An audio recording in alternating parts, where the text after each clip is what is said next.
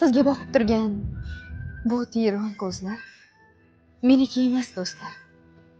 Bir voqea so'ylay, siz bir oz o'ylang. Dunyoga ko'r bo'lib kelgan edim men. Bechora dedilar qismatim ekan. Bilmasdimki hech nima.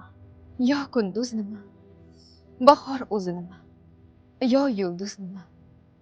Ertadan kechgacha o'tirardim jim. Axir yumuq edi mening ko'zlarim. Bir kuni Toshkentdan dadam doktor olib kelibdi. Quvondim biram. Professor ekan. Ko'rdi ko'zimni. Tingladi hasratli, mungli so'zimni. Davolayman dedi. Ammo juda qiyin. Dilim tug'yon urdi daqiqa sayin. Buning bir yo'li bor. Yurtda bir odam o'z ko'zini bersin. Dahshat bo'lsa ham. Garchi uning ko'zlarini o'yib olaman va ko'zlaring uzra joylayman dedi. Tezda do'stlarimni to'pladi dadam. Abulardan so'radi yordam. Ammo kim ham o'z ko'zini bersin dedilar. Ko'z berish dahshat-ku axir. Qarindoshlarni ham to'pladi dadam. Ko'z in'om etmadi qarindoshlar.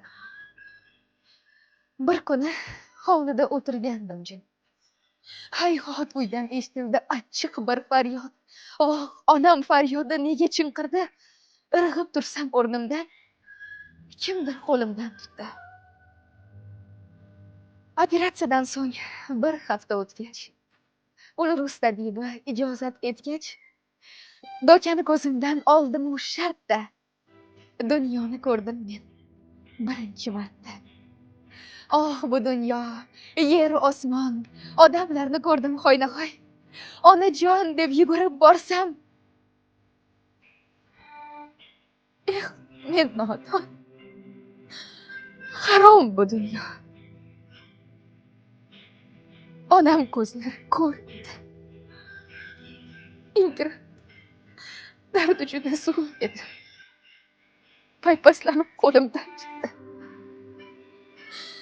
Yangi ko'zlarimni mehr bilan o'tdi.